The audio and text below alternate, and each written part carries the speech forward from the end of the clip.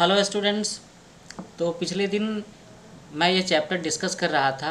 आपकी हिंदी की जो किताब है उसमें से इस चैप्टर का नाम था मेरे संग की औरतें। ये एक संस्मरण था मृदुला गर्ग का लिखा हुआ, जिसमें वो अपने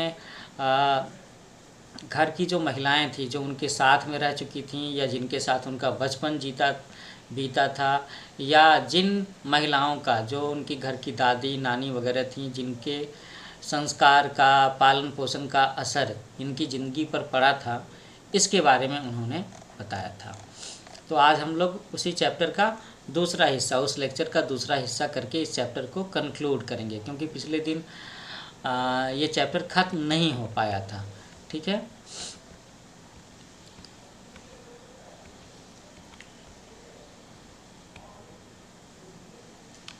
तो इसमें हम लोग यहाँ पर आकर के ठहरे थे।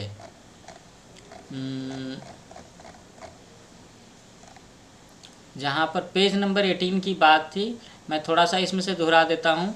लड़की की गैर वाजिब जुस्तजू सुन भगवान कुछ ऐसी अफरा तफरी में आ गए कि एक नहीं दो नहीं पूरी 5 कन्याएं एक के बाद एक धरती पर उतार दी। भगवान को क्या कहें, माँ जी के सामने तो नामी चोर भी अफरा तफरी में आ जाते थे। माँ जी और नामी चोर का किस्सा माँ जी और नामी चोर का किस्सा होश संभालने के बाद मैंने कई बार सुना था। चोर के दीदार की खुशनसीबी भी हाथ आई थी। तो अब हम लोग यहाँ से ही इस चैप्टर को स्टार्ट कर रहे हैं, इस लेक्चर के दूसरे भाग में, जिसमें माँ जी और नामी चोर के किस्से की बात है। तो इसमें माँ जी कौन है? माँ जी हैं लेखिका की माँ, मृदुला गर्ग की माँ। तो अब हम लोग इससे शुरू करते हैं। हुआ यूं था कि किसी शादी के सिलसिले में नुक्कर की हवेली के तमाम मर्द बारात में दूसरे गांव गए हुए थे। औरतें सज धज कर जगह मना रही थीं। नाच गाने और ढोलक की थाप के शोर में नामी चोर कब सेंध लगाकर हवेली में घुसा किसी को खबर न हुई। पर चोर था बदकिस्मत। बदकिस्मत समझ रहे हो ना आप? मतलब आज उसकी किस्मत खराब थी, आज उसे सफलता नहीं मिलने वाली थी चोरी में। जिस घर में घुसा उसमें माँ जी सोई हुई थी। औरतों के शोर से बचने को वे अपना कमरा छोड़ दूसरे में जा सोई थी। चोर बेचारा तमाम जुग्राफिया दिमाग में बिठला कर उतरा था। जुग्राफिया दिमाग में बिठला कर उतरने का मतलब ये है कि उसे घर के नक्शे का पता था कि घर में किधर क्या है, किस कमरे में क्या रखा है। उसे क्या पता था कि इतनी बड़ी बूढ़ी पुरखिन जगह बदल लेगी। अच्छा, खैर बुढ़ापे की नींद ठहरी चोर के दबे पांव की आहट से ही खुल गई। कौन? माँ जी ने इत्मीनान से पूछा। जी मैं। चोर ने युगों से चला आ रहा पारंपरिक असंगत जवाब दे दिया। अब जी मैं का मतलब तो समझ में नहीं आता ना कि आप कौन हो। जी मैं, ये तो मैं, लेकिन मैं कौन हूँ, मेरा नाम क्या है, मैं कौन हूँ आपका, ये तो इस जवाब से स्पष्ट नहीं होता। तो पानी पिला, माँ जी ने कहा। जी मैं। अब चोर ये बोल करके झिझक करके रह गया कि भाई उसने बोल तो दिया कि मैं हूँ, लेकिन मैं कौन हूँ ये उसने बताया नहीं था। और तभी उसे एक अगला इंस्ट्रक्शन, अगला ऑर्डर मिल गया कि चल पानी पिला। तब तक माँ जी बिस्तर के बराबर में टटोल कर देख चुकी थीं, लोटा खाली था। ये अभी भी होता है और पहले के समय में भी होता था कि लोग अपने सोने की जगह पर बिस्तर के बगल में एक टेबल या छोटी सी मेज़ पर पानी रखा करते हैं। अब वो मेज़ कितनी ऊंची या छोटी होगी इस पर डिपेंड करता है कि आपका बिस्तर कितना ऊंचा है। तो लेखिका की माँ जी बिस्तर के बगल में हाथ लगा करके देख चुकी थी कि लोटा जो था उनका खाली था, जिसमें वो पानी रखा करती थी। तो वो कहती हैं कि ऐसा कर, यह लोटा ले और कुएं से पानी भर ला, पर देख कपड़ा कस कर बांधे रखियो और तरीके से छानियो। तो माँ जी ने क्या कहा? माँ जी ने चोर को कहा कि ये लोटा ले जा और कुएं से पानी भर करके ले आ, और ये देखना कि कपड़ा कस करके बांध करके रखना। और कपड़ा कसकर बांधने का मतलब है कि यहाँ पर कपड़े से पानी को छानने की बात हो रही है, क्योंकि आखिरी 3 शब्द हैं भी तो, कि तरीके से छानियो। चोर घबरा गया। अंधेरे में इन्होंने कैसे जाना कि उसके मुंह पर कपड़ा बंधा है और कमर में भांग। अब यहाँ पर चोर ने कुछ और ही बात सोच लिया। भगवान से उनका तार जुड़े होने की खबर उसे भी थी, पर बुढ़िया भांग भी छीनती होगी, एकदम यकीन न हुआ। इसी से कुछ हैरान परेशान हो उठा। अच्छा, ये बातें चोर कह रहा है लेखिका की माँ के बारे में। तभी माँ जी की आवाज़ आई, जल्दी कर भाई, बड़ी प्यास लगी है। पर मैं तो चोर हूँ, मारे घबराहट और धर्म संकट के चोर सच कह गया। अब चोर इतना घबरा गया था और ऐसी धर्म संकट की स्थिति में था कि पानी लाए ना लाए क्या करे। उसके मुंह से गलती से ये बात निकल गई कि मैं तो चोर हूँ। तो माँ जी ने कहा कि हुआ करे, प्यासे को पानी तो पिला, पर देख मेरा धर्म न बिगाड़ियो, लोटे के मुंह से कपड़ा न हटाइयो, हाथ रगड़ कर धो लीजो और पानी कपड़े से छान कर भरियो। तो असल में कपड़ा न हटाने की बात जो थी वो लोटे से कपड़ा नहीं हटाने की बात थी। तो माँ जी ने कहा कि लोटे के मुंह से कपड़ा न हटाइयो, हाथ रगड़ कर धो लीजो, मतलब हाथ साफ करके और फिर पानी कपड़े से छान करके भरना। उन्होंने पहले ये भी कहा था ना कि मेरा धर्म भ्रष्ट नहीं करना, मतलब गंदे हाथों से मुझे पानी ना पिला देना। तो आप चोर के हाथ का पी लेंगी? कहा ना रगड़ कर धो लीजो, सब नाच गान में लगे हैं, तेरे और भगवान के सिवा कौन धरा है जो पिलाएगा। तो माँ जी ने कहा कि भाई घर के जो सारे लोग हैं वो तो नाच गान में लगे हैं, तेरे और भगवान के अलावा यहाँ पर और है कौन जो मुझे पानी पिलाएगा। भगवान वही कहीं उसके बराबर में धरे हैं। सुनकर चोर कुछ ऐसा बकाया। ये सुनकर के चोर को और भी घबराहट हो गई कि भगवान नाम का कोई आदमी क्या आसपास में ही खड़ा है क्या। वह लोटा उठाकर चल दिया। पूरी एहतियात के साथ पानी भरकर लौटा तो पहरेदार ने धर दबोचा। कुएं पर देख लिया गया था। तो इस घर का जो एक पहरेदार था उसने इसे देख लिया था और पहचान भी गया था कि ये घर का आदमी नहीं है। तो जैसे ही चोर पानी लेकर के लौटा, पहरेदार ने उसे पकड़ लिया। तब माँ जी ने लोटे का आधा पानी खुद पीकर बाकी चोर को पिला दिया और कहा कि एक लोटे से पानी पीकर हम माँ बेटे हुए। अब बेटा चाहे तो तू चोरी कर या चाहे खेती कर। कितनी बड़ी बात है और कितने अचरज की बात है। आजकल आप कभी किसी के मुंह से ऐसा सुनोगे किसी चोर के लिए, लेकिन बात है और ऐसा हुआ था, ऐसा हो चुका है लेखिका की ज़िंदगी में। तभी तो लेखिका की माँ चोर से क्या कहती हैं, उन्होंने चोर के हाथ से लोटे का आधा पानी ले लिया और पी लिया। लोटे का आधा पानी पी लिया और वही बाकी बचा हुआ पानी लोटे सहित उन्होंने चोर को दिया और उसको पीने को कहा और उसको पिला दिया पानी। वो भी तो बेचारा घबराहट में था, परेशान था कि अब उसका क्या होगा, क्योंकि चोर पकड़ लिया गया था, पहरेदार ने उसे पकड़ लिया था। अब उसके बाद लेखिका की माँ ने ऐसी बात कह दी, ऐसी बात कह करके उसको बांध लिया कि इसका तो जवाब ही नहीं है। उन्होंने क्या कहा कि एक ही लोटे का पानी पीकर हम माँ बेटे हुए, एक लोटे का पानी पीकर हम माँ बेटे हुए, मतलब मेरा जूठा पानी तुमने पिया है तो अब से तुम मेरे बेटे हो गए। अब चाहे तू चोरी कर या चाहे खेती, ये बात है। तो बेटा बेचारा किस लायक रह गया होगा। सो रोमांचक धंधा छोड़ खेती में लगा। रोमांचक धंधा छोड़ देने का मतलब है चोरी का रोमांचक धंधा, जिसमें हमेशा पकड़े जाने का, ज़्यादा कमाई होने का, अजीब अजीब से इस तरह के रोमांच भरे होते हैं। तो उसके बाद से वो बेचारा चोर जो था उसने खेती का काम शुरू कर दिया। सालों साल लगा रहा। जब मैंने उसे देखा तो बड़ा भला मानुस बूढ़ा लगा मुझे, डरा डरा हैरान सा। तो ये डरा डरा हैरान सा, ये बातें कौन कह रहा है? ये बातें लेखिका मृदुला गर्ग जी कह रही हैं, जब वो इस चोर से पहली बार मिली थी, जब वो चोर चोरी का काम छोड़ चुका था और लेखिका के घर में खेती का काम करता था, जैसा कि उसकी माँ ने कहा था। अब खानदानी विरासत कहिए या जीवाणुओं का प्रकोप, उन दो सन की बूढ़ियों के बीच में मैं अच्छी फंसी। एक तरफ माँ जी के चलते अपने लड़की होने पर कोई हीन भावना मन में नहीं उपजी, दूसरी तरफ नानी के चलते देश की आज़ादी को लेकर नाहक रोमानी ही रही।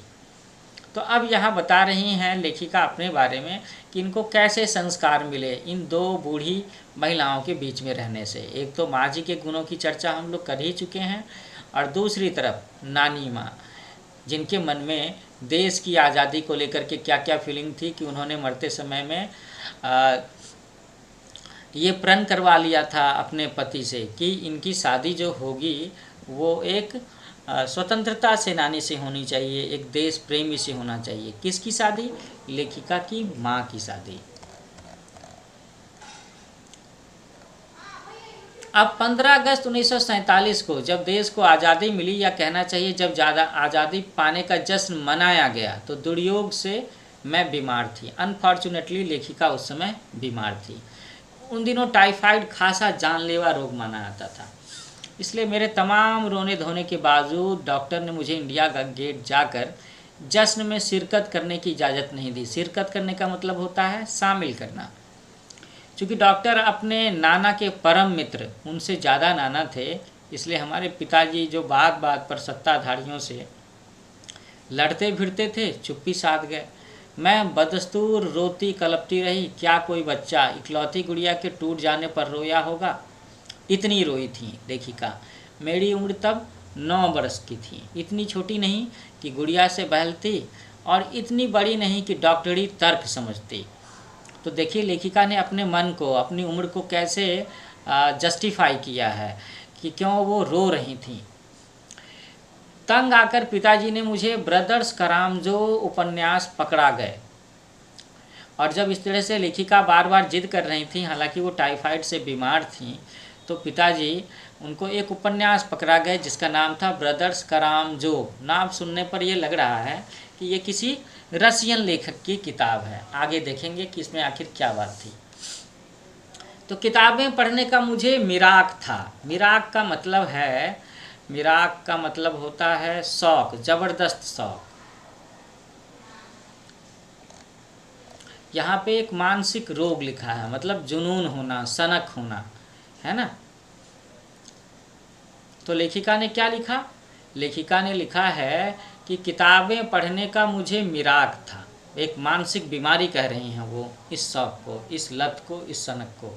सो जब कुछ देर बाद मैंने देखा कि पिताजी को छोड़कर के घर के बाकी सब प्राणी पलायन कर चुके थे, और पिताजी दूसरे कमरे में बैठे अपनी किताब पढ़ रहे थे, तो रोना धोना छोड़कर मैंने भी किताब खोल ली। एक बार शुरू कर लेने पर उसने मुझे इतनी मोहलत नहीं दी। उसने मुझे इतनी मोहलत नहीं दी, मतलब इस किताब ने मोहलत नहीं दी, मौका ही नहीं दिया। वो किताब इतनी इंटरेस्टिंग रही होगी शायद कि दोबारा रोना शुरू करूं या कोई और काम पकड़ूं।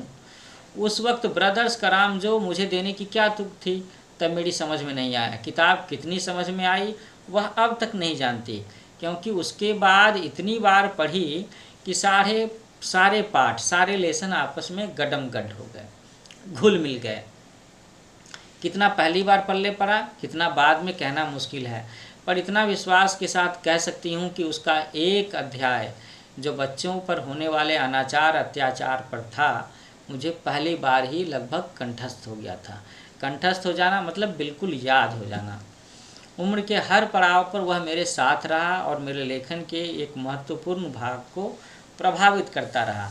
तो इसका मतलब ये है कि ये जो ब्रदर्स करामजो किताब में बच्चों के अत्याचार के बारे में एक चैप्टर था, इसका लेखिका के मन पर बहुत बड़ा असर पड़ा है, और ताजिंदगी, पूरी ज़िंदगी इसका असर रहा। और जब न तब जब भी लेखिका मृदुला गर्ग जी ने कुछ लिखा है, तो कहीं न कहीं उसमें ये चीज़ छलक रहा है इसके भाव। जैसे जादू का कालीन मेरा नाटक नहीं, वह 3 किलो की छोड़ी जैसी कहानियाँ, और कठगुलाब उपन्यास के कई अंश। तो लेखिका ने यहाँ पर अपनी रचनाओं के नाम लिखे हैं जहाँ पर बच्चों पर होने वाले अनाचार अत्याचार वाले बात को लेकर के इन्होंने इसमें कुछ न कुछ लिखा होगा। इसका मतलब है लेखिका के मन में बच्चों के प्रति हमेशा से सद्भावना की, सदाचार की, स्नेह की भावना रही हैं, और कहीं न कहीं वो इसको लेकर के जागरूक रही हैं, और उन्होंने अपने तरह से लड़ने की भी कोशिश की है कि बच्चों के साथ में कभी भी कहीं कोई अनाचार अत्याचार ना हो। इन्होंने इस चीज़ को अपने साहित्य में भी दर्शाया भी है। तो माँ जी की मन्नत का असर रहा होगा कि मैं ही नहीं, मेरी चारों बहनें भी लड़की होने के नाते किसी हीन भावना का शिकार नहीं हुई। नानी, माँ और परदादी की परंपरा बरकरार रखते हुए लीक पर चलने से भी इनकार किए रहीं। तो लेखिका बार बार ये बात बता रही हैं ना कि इनकी नानी माँ, इनकी माँ और इनकी परदादी वो महिलाएं तो थीं, लेकिन वो आम महिलाएं नहीं थीं, लीक पर चलने वाली महिलाएं नहीं थीं, लीक से हट करके चलने वाली महिलाएं थीं। पहली लड़की जिसके लिए मन्नत मांगी गई थी वह मैं नहीं, मेरी बड़ी बहन मंजुल भगत थी। घर का नाम था रानी, बाहर का मंजुल। लेखिका अवतार हुआ मंजुल भगत, क्योंकि लिखना शादी के बाद शुरू किया और अपना नाम बदलकर पति का ग्रहण करने में कोई हीन भावना आरे नहीं आई, इसलिए पैदाइशी जैन नाम छोड़ भगत बनी। दूसरे नंबर पर मैं थी। घर का नाम उमा, बाहर का मृदुला। मैंने भी शादी के बाद लिखना शुरू किया तो बतौर लेखिका नाम चला मृदुला गर्ग। मुझे याद है कि जब हमने लिखना शुरू किया उससे कुछ पहले नारीवाद का चलन हुआ था। शादी के बाद नाम न बदलने का रिवाज उसी ने चलाया था।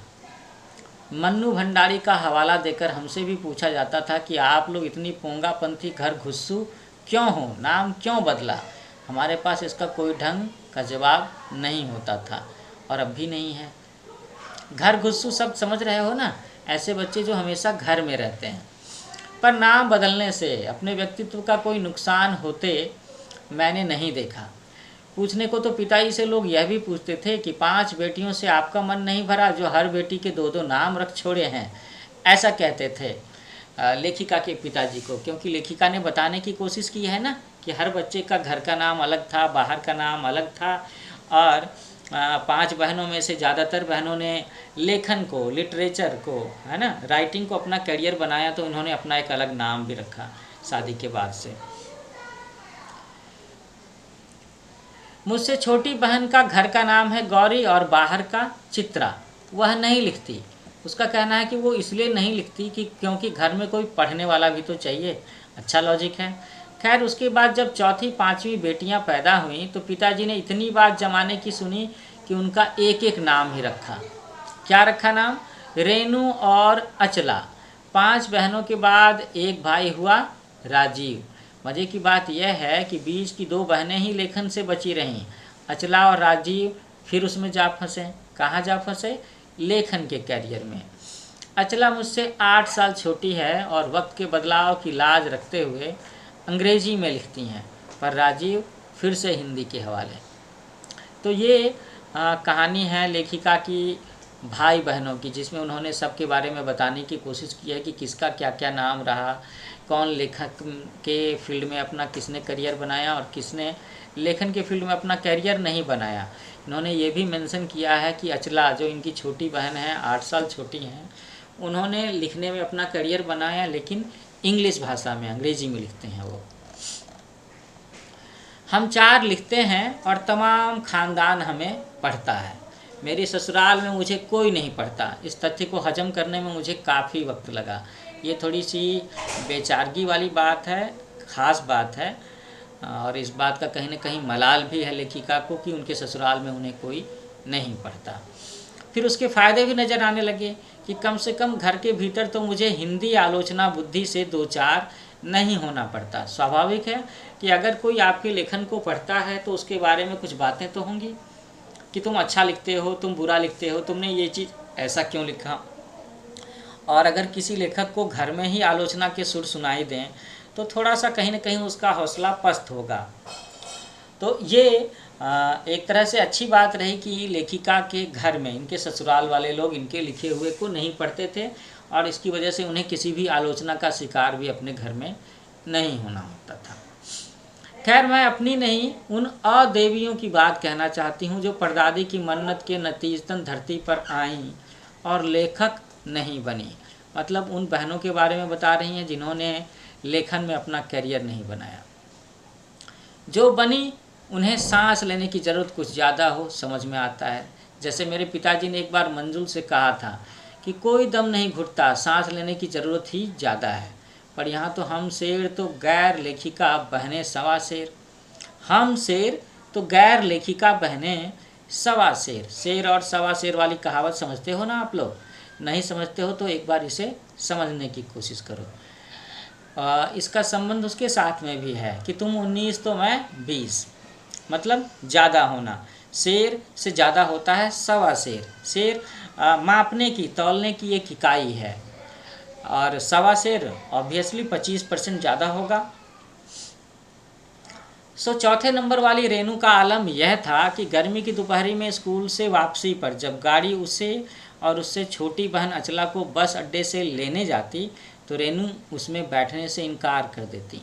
उनका कहना था कि यूँ थोड़ा सा रास्ता गाड़ी में बैठकर तय करना सामंत शाही का प्रतीक था, जमींदार वाली प्रथा का प्रतीक था, जो शायद था, पर साथ ही पिता के अतिरिक्त लाड़ का भी प्रतीक था और रसोइये को खाना खिलाकर जल्दी फारिग करने की लाचारी का भी। फारिग करना मतलब फ्री कर देना। माँ तो सब चीज़ों से उदासीन रहती, पर पिता काफ़ी कुढ़ते भूनते जब देखते कि अचला गाड़ी में बैठी चली आ रही है और रेनू पीछे पीछे पसीने से तरबतर खरामा खरामा। खरामा खरामा का मतलब होता है पैदल चलना, खाली पैर, मतलब पैदल ही चलना, यहाँ पर नंगे पैर चलने का मतलब नहीं है। बचपन में एक बार चुनौती दिए जाने पर उसने जनरल थिमैया को पत्र लिखकर उनका चित्र मंगवा लिया था, जो एक मोटरसाइकिल सवार जवान आकर उसके हाथ में दे गया था। पड़ोस में उसका रुतबा काफ़ी बढ़ गया था। गाड़ी में बैठने के साथ उसे इम्तिहान देने से भी परहेज था, एग्ज़ाम देने से भी परहेज था। एक बहन को, लेखिका की एक बहन को, और उस बहन का नाम क्या था? रेनू। स्कूल तो जैसे तैसे पास कर लिया। जब बीए का इम्तिहान देने की बारी आई तो वो अड़ गई कि पहले मुझे समझाओ कि बीए करना क्यों ज़रूरी है, तब मैं इम्तिहान दूंगी। अगर मुझे यकीन आ गया कि हाँ कोई फ़ायदा है, वरना नहीं दूंगी। हमने तरह तरह के तर्क दिए। माँ ने कहा कि पिताजी से पूछो। पिताजी ने कहा नौकरी कर पाओगी, अगर बीए कर लोगी तो शादी कर पाओगी, लोग इज्जत से देखेंगे। ये सब लॉजिक दिए गए, लेकिन कोई भी तर्क विश्वसनीय नहीं लगा रेनू को, न खुद उन्हें। आखिर उन्होंने उसी कुतर्क का सहारा लिया जो युगों से माँ बाप के काम आता रहा है। वो क्या? कि बीए करो क्योंकि मैं कह रहा हूँ करो। ये डिक्टेटरशिप वाली बात हो गई, तानाशाही की बात हो गई, या मैं घर में बड़ा हूँ तो तुम्हें मेरी बात माननी है, ये वाली बात हो गई। कि ठीक है तुम नहीं समझती कि बीए क्यों करना है तो कोई बात नहीं, लेकिन मैं कह रहा हूँ इसलिए करो। पिताजी ने ये कह के समझाया। तो रेनू ने बीए कर तो लिया, पर सिर्फ पिता की खुशी के लिए। यानी क्या? कि सिर्फ पास होने लायक नंबर लाकर। सच बोलने में वह माँ से भी 2 कदम आगे है। गनीमत यह है कि आधा समय उसके सच सुनकर लोग सोचते हैं कि वह मजाक कर रही होगी, इसलिए बिना मेहनत वह लोगों को हंसाए रख लेती है। आज भी उसे कोई इत्र भेंट करता है तो वह कहती है कि नहीं चाहिए, मैं तो नहाती हूँ। तो इसमें 2 बातें हैं कि एक तो मुझे इत्र नहीं चाहिए, और दूसरी बात ये है कि मैं कोई गंदी थोड़ी हूँ, मेरे शरीर से महक थोड़ी आती है जो मैं इत्र लगाऊंगी, मैं तो रोज़ नहाती हूँ। अब लेखिका अपनी तीसरी नंबर की बहन चित्रा के बारे में बताना चाहती हैं। चित्रा, वह कॉलेज पढ़ने तो जाती थी, पर खुद पढ़ने से ज़्यादा दिलचस्पी औरों को पढ़ाने में रखती थी। ध्यान देने की बात है, पढ़ाने में रखती थी दिलचस्पी। लेखिका की तीसरे नंबर की बहन चित्रा, वो कॉलेज पढ़ने जाती थी लेकिन दूसरों को पढ़ाने में दिलचस्पी रखती थी। इसलिए इम्तिहान में उसके कम अंक आते थे और उनके शागिर्द, उनके जो शिष्य चेले होते थे जिन्हें वो पढ़ाती थी, उसके नंबर ज़्यादा आते थे। पर अपने यहाँ सब चलता था। उसकी शादी का वक्त आया तो उसने एक नज़र में लड़का पसंद करके ऐलान कर दिया कि शादी करेगी तो उसी से। तो आप सोच करके देखो कि अभी के 50 साल 60 साल पहले कोई लड़की किसी लड़के को पसंद करके एक ट्रेडिशनल पारंपरिक परिवार में कह दे कि मुझे तो उसी से शादी करनी है ना, एक बड़ी बात। तो मुश्किल यह थी कि हमारे माँ बाप ही नहीं, खुद लड़का भी उसके निर्णय से वाकिफ नहीं था। मतलब न लड़की के माँ बाप को मालूम, न लड़के के माँ बाप को मालूम, और उस लड़के को भी नहीं मालूम कि उसको किसी और लड़की ने शादी के लिए पसंद कर लिया है। पर चित्रा का कहना था कि वह जो सोच लेती है वो करके रहती है। तो उसकी शादी उसी लड़के से हुई, कोई मुश्किल पेश नहीं आई। आती क्यों?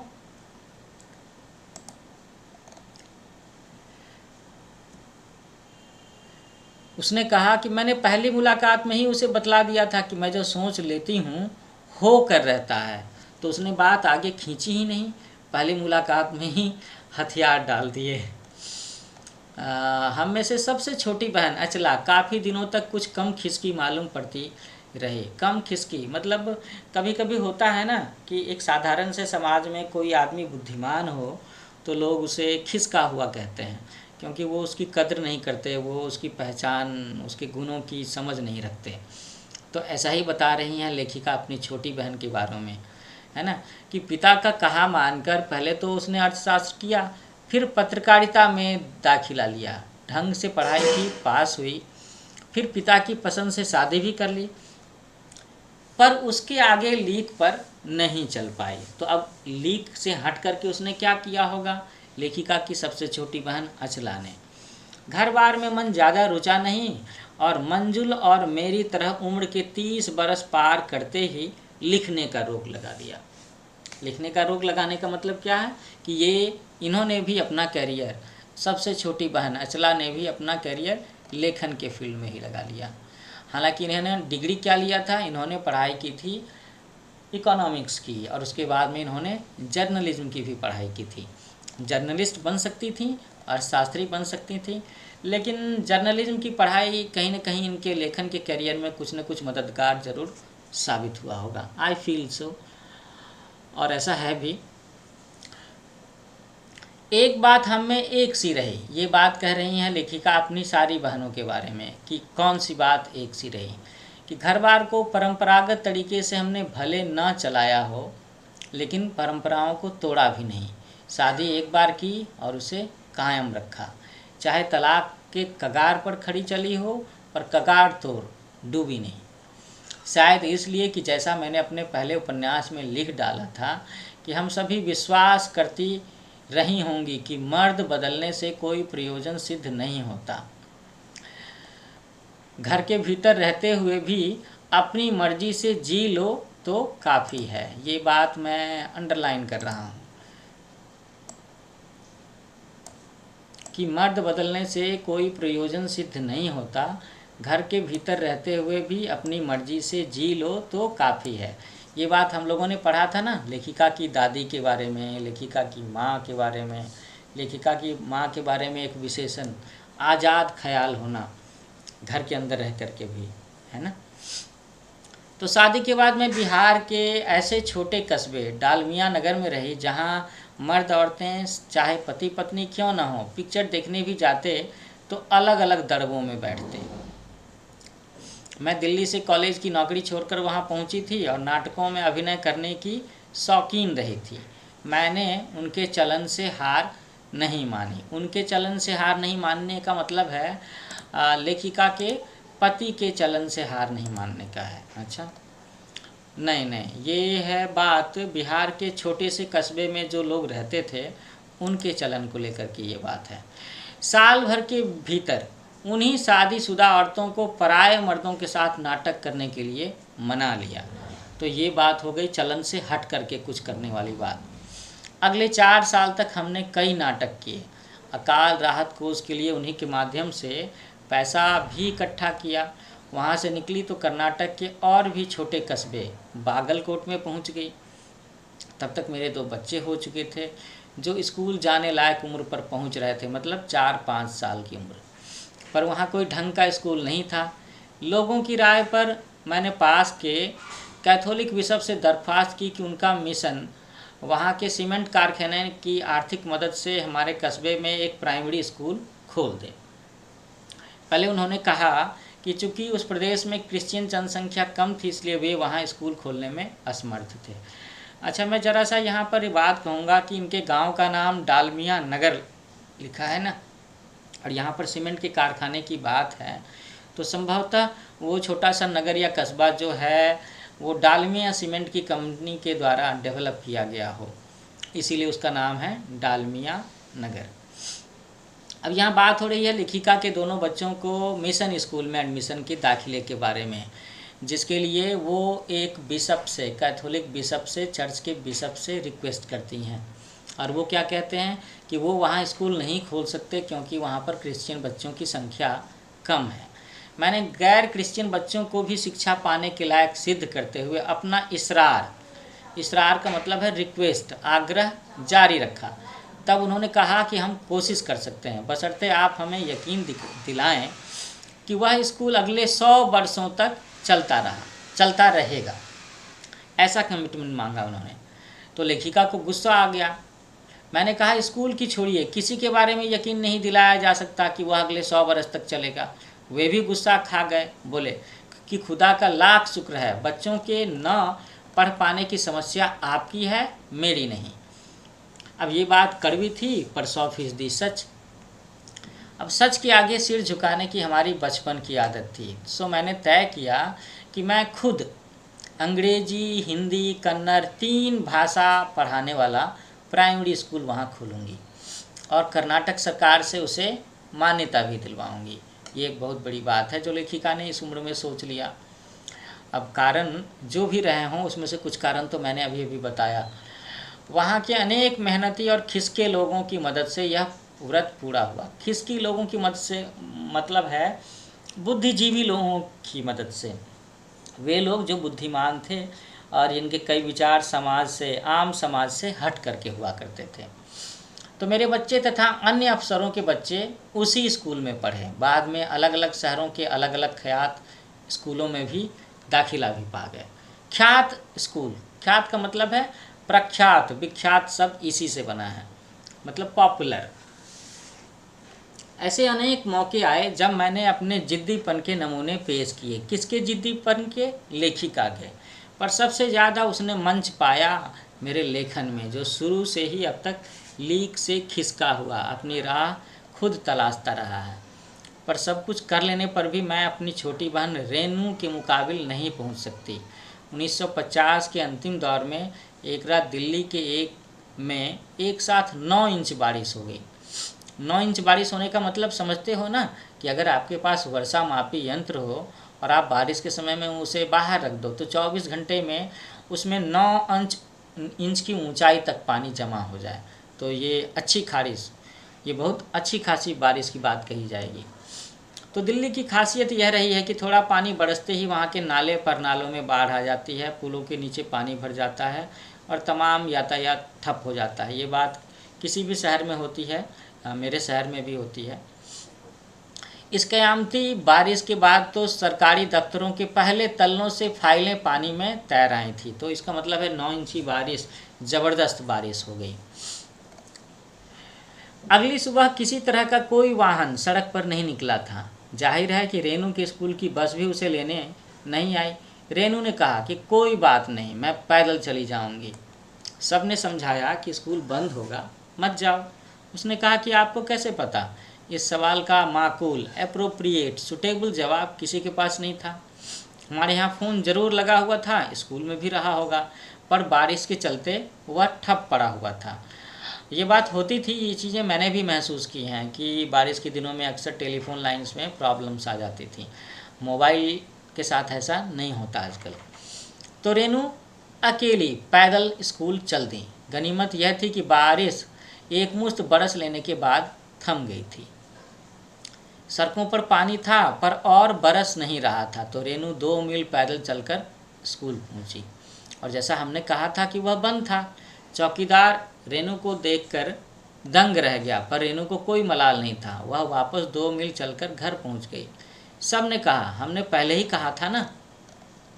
उसने कहा कि स्कूल बंद था तो वापस आ गई, इसमें आपका कहना कहाँ से आ गया? अगर खुला होता तो पढ़ा देती। सोचती हूँ कि कैसे रोमांच का अनुभव हुआ होगा उसे, रेनू को, उसे उस दिन जगह जगह पानी से लबलब करते सुनसान शहर में निचाट अकेले अपनी धुन में मंजिल की तरफ चलते जाना। सच, अकेलेपन का मज़ा ही कुछ और है। तो ये जो आखिर की पंक्ति है, इसमें काफ़ी कुछ लिख दिया गया है इस चैप्टर के बारे में। ये जो 2 पंक्तियां हैं ना, जो मैं अंडरलाइन कर रहा हूँ, क्या लिखा है इसमें? इसमें लिखा है ना कि सोचती हूँ कि कैसा रोमांच का अनुभव हुआ होगा उसे उस दिन जगह जगह पानी से लबलब करते सुनसान शहर में निचाट अकेले अपनी धुन में मंजिल की तरफ चलते जाना। सच, अकेलेपन का मज़ा ही कुछ और ही है। तो एक्चुअली में लेखिका इन बातों के जरिए ये कहना चाहती हैं कि लीक से हट कर के चलने में क्या मज़ा है। लीक से हटकर चलना मतलब अपनी नई राह बनाना, अपने रास्ते पर अकेले चलना। क्योंकि जब आप पहली बार कोई काम कर रहे होते हो तो सभी तो आंखें फाड़ करके देखते हैं, रोक टोक करते हैं, बोलते ही हैं कि अरे ये तुम क्या करने जा रहे हो, अरे ये क्या है, तुमने ऐसा क्यों करने का डिसीजन लिया, तुम क्या करोगे इसमें, है ना। यही बात लेखिका कह रही हैं अपने बारे में कि लब लब करते पानी से पानी से भरे हुए शहर में, सुनसान शहर में निचाट अकेले अपनी धुन में मंजिल की तरफ चलते जाना, सच अकेलेपन का मज़ा ही कुछ और है। तो लीक से हटकर चलने का मज़ा ही कुछ और है, लेखिका एक्चुअली में ये कहना चाहती हैं। और लीक से हटकर चलने की बात उन्होंने इसमें कई जगहों पर कहने की कोशिश की है। जैसे अपनी नानी के बारे में जब उन्होंने बताया तब भी उन्होंने ये बताया कि नानी गांव की बाकी आम महिलाओं की जैसी नहीं थी, न ही उनके सोच विचार ख्यालात। परदादी के बारे में भी उन्होंने बताया कि कितनी बड़ी दानी प्रवृत्ति की थी वो। उन्होंने अपनी माँ के बारे में भी बताया कि माँ जो कि घर के कामों में दिलचस्पी कम रखती थी, लिटरेचर में लगाव था, संगीत में लगाव था। बाकी इन्होंने अपने बारे में भी लिखा, अपनी बहनों के बारे में भी लिखा कि अधिकतर बहनों ने लेखन के फील्ड में अपना करियर बनाया। इन्होंने अपने पिताजी के बारे में भी तो लिखा है कि ये विलायत जा कर के बैरिस्ट्री करके आए थे। तो अकेलेपन का मज़ा ही कुछ और है, इसी बात की तरफ इशारा करता है लीक से हट कर के चलना। और कहीं न कहीं लेखिका की ज़िंदगी भी ऐसी ही रही है कि इन्होंने साहित्य के फील्ड में और अपने जीवन में भी लीक से हटकर चल कर के ही अपना मुकाम पाया है, अपनी मंजिल को पाया है। तो लीक से हट कर के चलना गलत नहीं है, बशर्ते इसमें आपका भला हो, समाज का भला हो, है ना। तो बच्चों, इसके साथ ही आपका ये चैप्टर यहाँ पर ख़त्म होता है। थोड़े दिनों के बाद में मैं इस चैप्टर का एक फॉलोअप लेक्चर सेशन रखूँगा जिसमें मैं आपको क्वेश्चन आंसर सॉल्व करने में भी आपकी मदद कर सकता हूँ। मैं आपको हिंट्स दूंगा, गाइडलाइंस दूंगा, और मैं चाहूँगा कि आप इसके आंसर्स खुद लिखो, अपने सेंटेंसेज में लिखो। लेकिन लिखने से पहले एक बार चैप्टर पढ़ो ज़रूर, एक बार चैप्टर का लेक्चर सुनो ज़रूर, तब आप ज़्यादा अच्छा उत्तर लिख पाओगे। ठीक है, मेरे चैनल का नाम ज़रूर याद रखना, और इसे अगर आपने सब्सक्राइब नहीं किया है सो गो अहेड सब्सक्राइब इट। नाम है न्यू एज कोचिंग। हम लोग मिलते हैं, जल्दी मिलते हैं।